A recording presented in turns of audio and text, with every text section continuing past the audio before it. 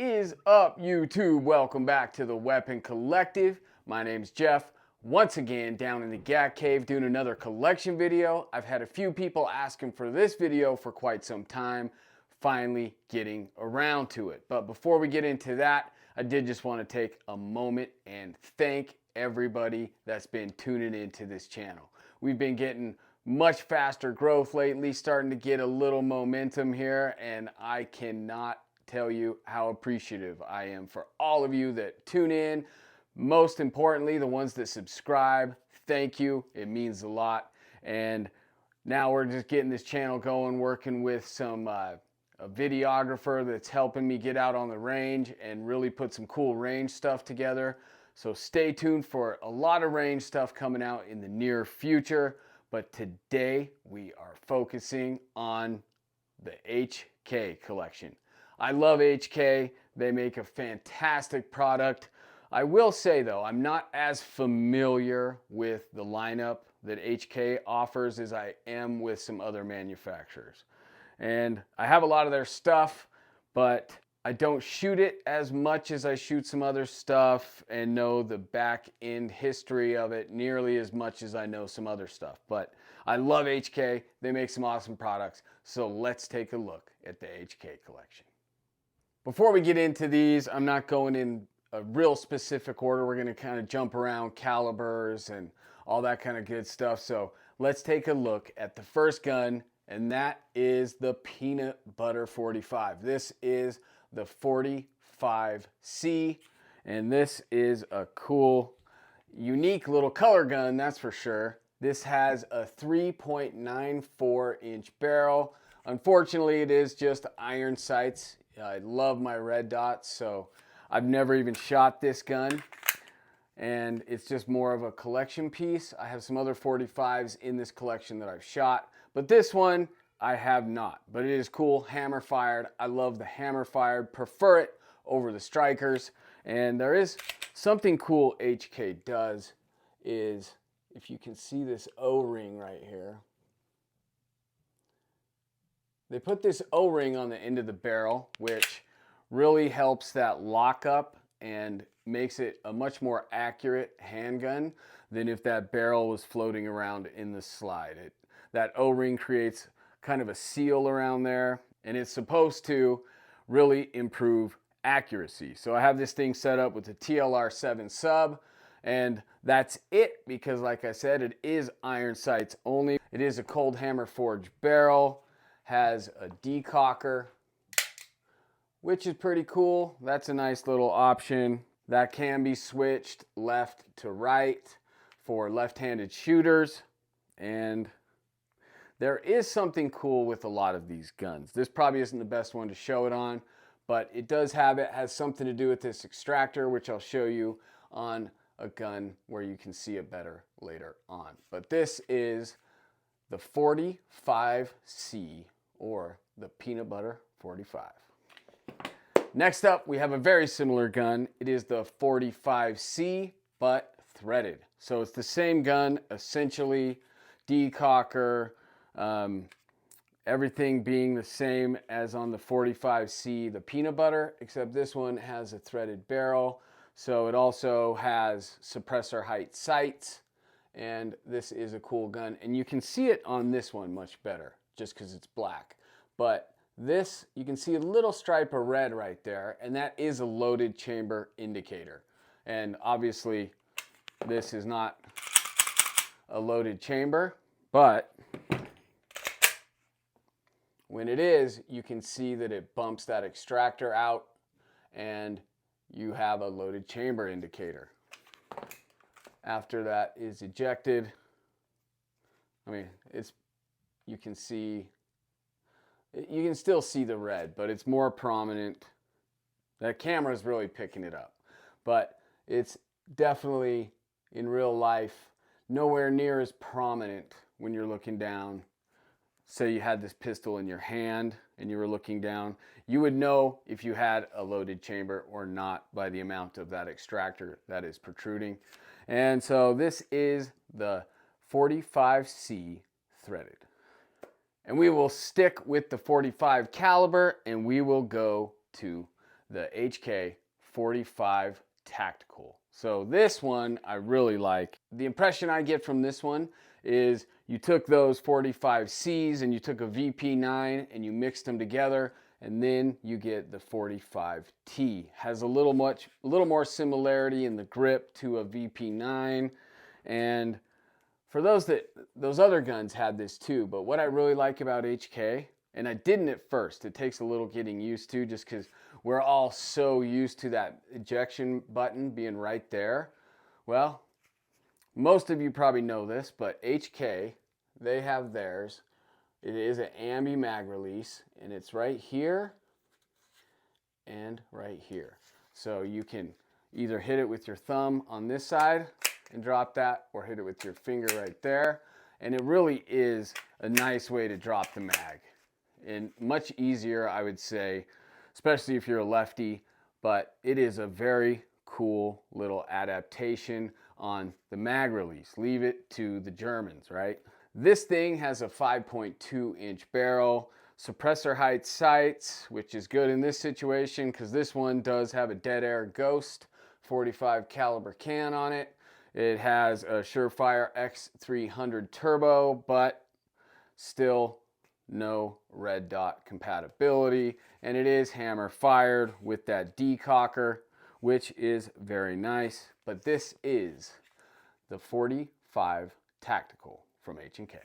Next, sticking with the hammer fired guns, we are going to go to the USP Compact. So still no red dot compatibility, just iron sights, but similar to those 45Cs and the 45T, we do have the safety that doubles as a decocker, which is nice, very efficient to keep that in one mechanism. And then you have that same, this one has more of a paddle all the way across for that mag release, so you can use either finger and still release the mag. This one does have 13 round magazine, 3.58 inch barrel, that same loaded chamber indicator. On this, it's not as prominent when it's not loaded. I stumbled across this feature a little more recently and thought that was very cool. So I'll try to point that out on all the guns. Most of them have it, a few don't, but this is the H&K USP Compact. Next one, this is a cool gun. This is the P30 SK. So in German, SK stands for subcompact, compact with the K. This is a little guy, but it is actually quite ergonomic. It fits the hand fairly well, small. This one has a 3.27 inch barrel, same loaded chamber indicator, same mag release. Interesting thing about this one is it doesn't have the decocker right here. The decocker on this is actually this little tab. Let me show you this. Little tab right here. Very interesting. So you would pull that down and decock the gun. That is on the models that are not the LEM, which is the law enforcement modification. So those don't have the decocker. Nice little pistol, but up to this point, I'm starting to need a red dot here pretty soon. But this is the P30 SK. Then we get into the one that I really like, which is the P30 from Langdon Tactical. So what Langdon does is, of course, they drop a dot on it, and I have a Holosun 508T and a Surefire X300 Turbo. On this one, Langdon drops in this flat face gray gun trigger, which feels really nice. Still has that really long single action pull on it, right to that wall. And then this one has a trigger job that Langdon does on it, and it's a really nice break, but it is a long pull. Still have a lot of travel, a lot of take up there, but right on that wall, same thing. Ooh, very light, very nice trigger. So same 3.85 inch barrel. This is a very cool gun. Langdon Tactical does some sweet stuff. So this is the H&K P30 LEM from Langdon Tactical. And then from there, we're gonna jump into some striker fired guns, starting with the HK VP9 SK. And I will say this thing has kind of an odd look to it, particularly back here with this iron sight. And then this one does have a red dot. I had this one milled. This was done by Primary Machine. Threw this on. I have a Hollow Sun 508T and a Streamlight TLR7 sub. This little guy has a 3.39 inch barrel in it. Did that Cerakote there at Primary Machine as well. And it's a nice little gun, but the odd thing with this one is it is the one gun HK does that I have that actually has your more traditional mag release button right here on the side. It is not ambi. Well, maybe you can swap it, but it doesn't come ambi, I should say. But this is the H&K VP9 SK. And from there, we're going to jump into kind of the staple of their polymer frame striker fired guns, which is the VP9. This one I got from a company called X-Works, so it just has a little more color variant to it. Has that green frame, bronze slide. This I did put a Steiner MPS on and a Surefire X300 Ultra. Did put on this magwell and this extended magazine base. These hold 20 rounds. The loaded chamber indicator on these is in the back right here. But VP9, fantastic gun, feels so good in the hand. Something about this grip that is just very ergonomic and very comfortable to hold. And anyone that shoots VP9s likes VP9s, I believe. I haven't heard otherwise yet, but this is the VP9 from X-Works. And then I have just the standard VP9 from HK in all black. This one I have with the Hollow Sun SCS, so the solar charging sight that is made for the VP9 and sits really low, and I like that. It's nice. This one is a green dot and just it's a really, if you haven't seen these SCS from Hollow Sun, these things are sweet. They make them for Glock, they make them for SIG. They make them for HK, obviously. I believe they make them for Smith & Wesson, and maybe I'm missing a couple, but it's a cool little sight. And I will say, this thing has been sitting in a safe for quite some time. Hasn't seen sunlight in literally years, and thing's still ticking, no problem. These do not have batteries. These strictly charge from the solar panel on the back right here. X300 Turbo. This is a 20 round magazine with the base plate and the magwell. And this is same gun as that X-Works, just in the original HK black. Then from there, we're gonna jump up to the VP9 Tactical. This is a cool gun, I like this thing. I have it set up with the Silencer Co. Osprey and a Trijicon RMR, and then a Surefire X300 Turbo. Then everything else is pretty similar. I don't have a magwell on this one. Need to get one, but same base plate on the 20 round mag. And everything else is the same except it has the threaded barrel. So I had to throw a suppressor on it for the video, and I think it looks pretty slick with this Osprey on it. And it's not a heavy can, it feels good, and just why not, right? This is a 4.7 inch barrel, and I think that is about it. These ones, all the VP9s do have that same ambi mag release, either this side or this side, right out of the trigger guard, which the more I use it, the more I like it. But that is the HK VP9 Tactical.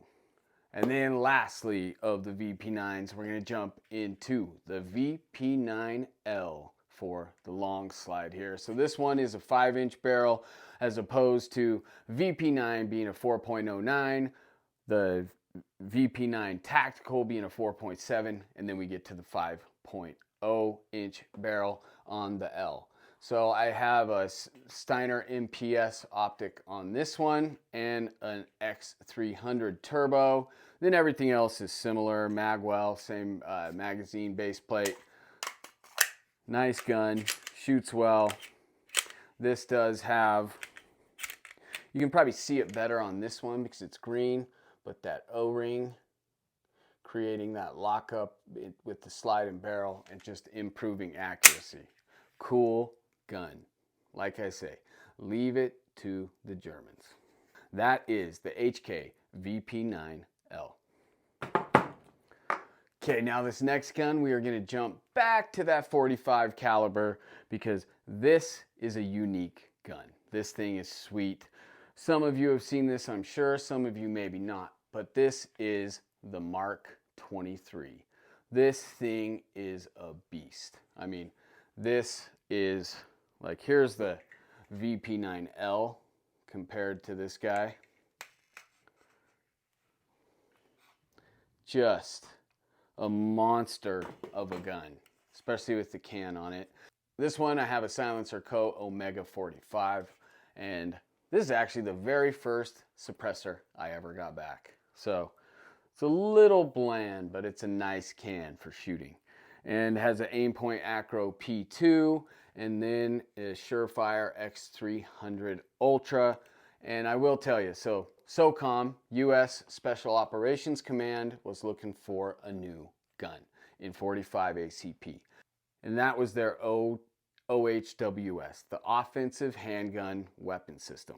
So they were looking for this to be an offensive gun, not your secondary system that you would go to, but this thing was supposed to be the gun that you would be doing your primary work with. And they entered into that in the like 1991. The project began, and really it did get fielded in 96. So this was the first 45 caliber pistol to enter into service in the US military since the 1911. So it's been a while, and this guy, most people I talk to aren't familiar with the Mark 23, but this thing is a cool gun. I do have some regrets though. So it comes without it being optic ready, of course. And I wanted to do that. I found a place that would make an optic cut on the Mark 23, and I sent it in and I said, hey, since I'm doing it, I might as well Cerakote it. And I went with just a multicam black. And I must say, I'm fairly disappointed in their multicam black. So in hindsight, I wish I did the optic cut and just left it in the original black, because this didn't turn out how I had envisioned, but still cool. I like it. I'm just, in comparison to the original, I would have left it at that. No going back now. Maybe once this gets banged up enough, I will DLC the slide, but we'll cross that bridge when we get to it. It is a 5.87 inch barrel, has a 12 round magazine, hammer fired, has this decocker right here, a little different than the other ones we've seen today, but it was a very cool concept. One of those guns, I mean, the size of it is just insane. This trigger guard designed to shoot with gloves, and just a nutty piece of history here. So this is the H&K Mark 23. Okay, so that gets us through the handguns, and now we're going to one of the most recognizable firearms in the world, and that is going to be the H&K SP5. So this is an SP5 semi-auto, but the MP5 is what I'm referring to, being one of the most recognizable. Developed in the 60s, still a cool gun. I actually have an MP5 that I'm waiting on, full auto MP5, that's taking forever. So hopefully that shows up fairly soon. And for now, the SP5 will do, and let's go through it. I do have it set up with a rugged Razor suppressor on there, and it's in the K configuration. Then Surefire weapon light, the scout light, and I am operating that over here with the mod button. And then Have an EOTech 512 on top of this with the SB Tactical folding pistol brace. And this, I have an Arisaka hand stop on here. I like that on this gun. But everything about this is just a cool factor of 10. I love this gun, but I will say the one thing I don't like actually is the safety selectors on here are just not, they're just not very ergonomic. I don't like their safeties, but other than that, very cool gun. I dig the SP5. It has a 8.86 inch barrel and very fun. It is quiet. You run subsonic 9 in this thing and it's whisper quiet, but just a absolutely iconic firearm. This is the H&K SP5. Then I know you guys all came to see the 416, so here she is, the 416 in 22 long rifle. Oh, so boring. This is looks good because the 416 looks good, but I don't even know where the magazine is for this thing. I have a Vortex Crossfire red dot on here, and everything else is just kind of a faux 416, even the buttstock. So this is a good gun for my kids when they get a little bit older, but other than that, it doesn't get shot much. It's just a nice little replica of an actual gun. But this is the 416D in 22. Then we're going to step up to an actual real caliber, which is going to be 5.56. So this is the MR556 A1, and this thing is a 16.5 inch barrel. And I did swap these out, or this out. This has the Geisley rail on it instead of the stock HK rail, and I think this is an upgrade for sure.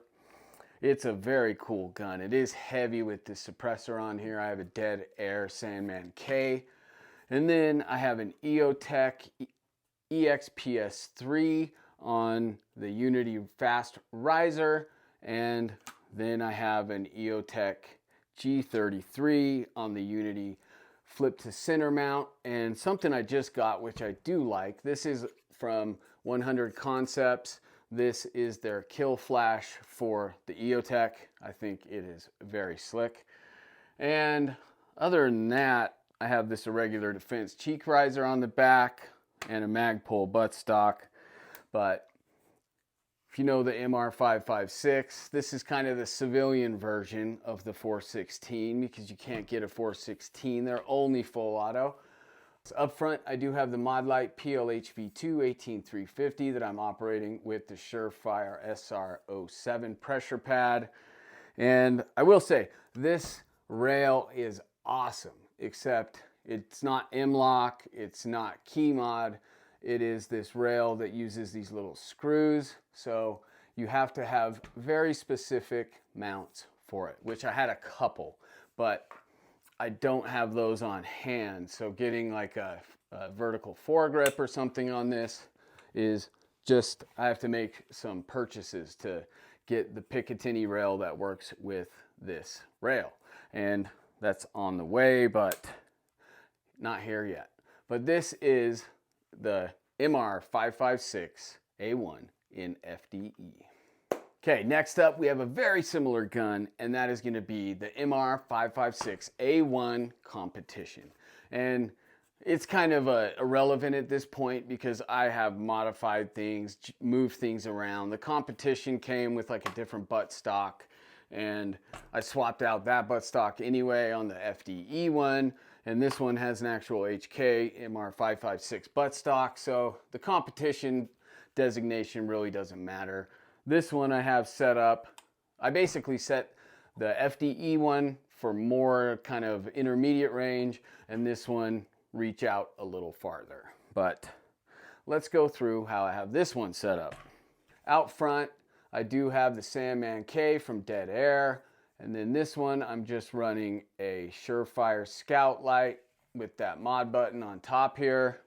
This, I did have one little section of Picatinny rail that works with the Geisley SPR system, and then I put this Troy vertical foregrip on this Where it gets more interesting is when you move back here, and this setup here I like. So this is a Leupold Mark V, 3.5 to 18.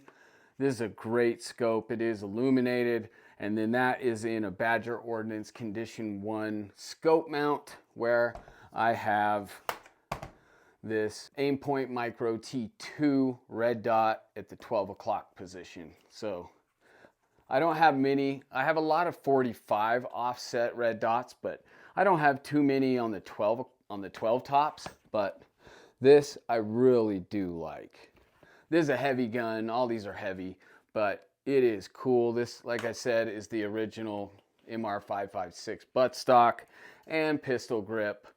So, like I said, that competition designation, I've turned the FDE one more into the competition than the competition. It just happened that way. Don't ask me why. But very cool. This is the MR556 A1 competition.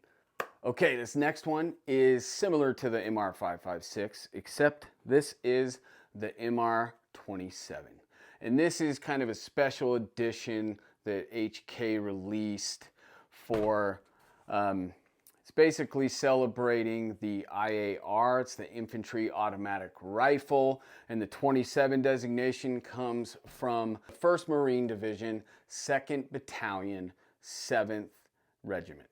So the 2-7, 2nd Battalion, 7th Regiment, who I guess kind of fielded this gun and tested it for a decade, the IAR. So they came out with this special edition release, and I tried to set it up as similar to how they sell it in the full kit.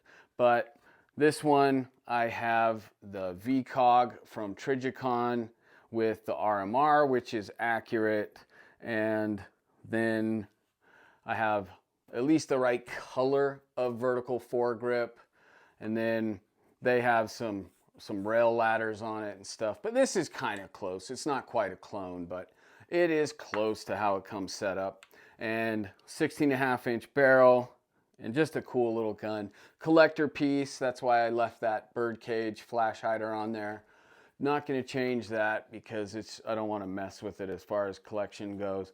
Does have a Surefire Scout weapon light on it that I'm operating with the SR07. And then this big quad rail. It's got some sharp edges on it, I'll tell you that. But love my quad rails. And then if you don't know, if I didn't mention it, all these guns, these are all short stroke piston operated guns. This is the MR27. Okay, now we're getting into where I get excited because I love this thing. I have shown it in one other video very briefly, but this is the HK 416. So this thing is as close as you're gonna get. It's not really a 416. This is the Brownell's BRN. So it basically is just a clone, a semi-automatic clone of the 416, but it's pretty dang accurate. This thing is sick, and it's a lot of fun. I really enjoy this. It is an 11-inch barrel. Let's go through it. So I have the Huxworks Flow 556K suppressor on there. This is the Modlite PLH V2 18350 that I'm operating with the Surefire SR07 pressure pad. CAG vertical hand, or the CAG hand stop up here. It's got a Haley Thorntail QD mount, and then I am running an EOTech EXPS3 on the fast riser mount from Unity. This has that same kill flash from 100 Concepts. This one's just in black. And then the G33 in the Unity flip to center mount. And then it's all accurate as far as colors go. I do have a bad lever on this one, and this is a SB Tactical SPA3 pistol brace because this is a pistol, but this is a very fun gun. I dig it, and it looks absolutely perfect with all of the markings. 416D HK. So it looks the part, but it is the BRN4 from Brownells. But a lot of fun. I love that little 416, the 11 inch, so I figured I gotta get one that's more intermediate to long range. So this is the 416D in the rifle. The other one was a pistol. This is the 16.5 inch barrel, and this one does have the folding buttstock on it from Law Tactical. This one is running the YHM suppressor up there, that's the turbo, and then this one I have an Atlas bipod on it, and then this Night Force, this is the Attacker 1-8 in the FDE, which looks just perfect with the rest of this gun, and that is in a Scalar Works leap mount at a 1.93 inch optic height, has the right buttstock on it from HK, and then this one I am running a Radian Raptor charging handle, and everything else. This is the same Geisley rail. I don't shoot this one as much as I shoot the 11 inch, but figured I had to have the more intermediate to long range 416 in the arsenal. So here we have it, the 16.5 inch 416. And then lastly, to finish out the HK video, we are going to the MR762. This is a very cool 308, 16.5 inch barrel. And this thing comes, this is the LRP, the long range package. So this comes in a case with all sorts of goodies, and it is basically a collection piece. And so it's not one that I take out and shoot. This has the Vortex Viper on it. It's a 3-15, and I would like to change this out, but there's the part of me that just wants to leave this as purchased because it came in the long range package and I just kind of don't want to mess it up. Has what I believe this is a Harris bipod on here on a LaRue mount, and then does have the HK buttstock with the cheek riser, and very cool gun. But since it is the collector's edition thing, I just have like this weird conflict about changing anything or beating this thing up. So very cool gun. It is 308 if I didn't mention that, 7.62 by 51, and just a beautiful gun. It's heavy, I'll say that, but this thing is sweet. So this is the MR762 LRP. Okay, that is technically the end of the HK collection, but I did want to put these two little addendums in here because I can't get a G36 because it is full auto only. That's all they ever made. So I have this, which is the TG36, the Tommy Built T36, which is basically a semi-automatic G36. These things are as cool as they get, in my opinion. And they have a 9-inch barrel. I have a Dead Air Sandman K, Mod Light PLH V2 18350 that I'm operating with the mod button up front. Then an Aimpoint T2 on a Scalar Works leap mount at 193 with the flip to center Aimpoint magnifier on the Scalar Works mount. So these are very cool. It is a pistol, got this pistol brace. It does fold, and Tommy Built guns. If you don't know about Tommy Built, go check them out because they are sweet. It is a proprietary mag and just a very cool little gun where I'm kind of calling an audible because I cannot get a G36. This is what I got, but it's as close as you can come. Does have this charging handle that is ambi, which is very cool, and that is the Tommy Built TG36. Okay, and then I do have the last gun, which is also a TG36 in FDE, the twin brother of the other one, but this was the first one I got and ended up coming across that one. Anyway, set up almost identically, except it has an EOTech just by itself. This is an EXPS3 folding brace, does have the Mod Light PLH V2 18350, but this one's in FDE, Sandman K, and that is it. Tommy Built TG36. Okay, so that is the HK collection. love what those Germans do. They have some German witchcraft that is next level. But like I said, I'm not as familiar with HK as I am with some other brands, but I really do appreciate them and they make some awesome stuff.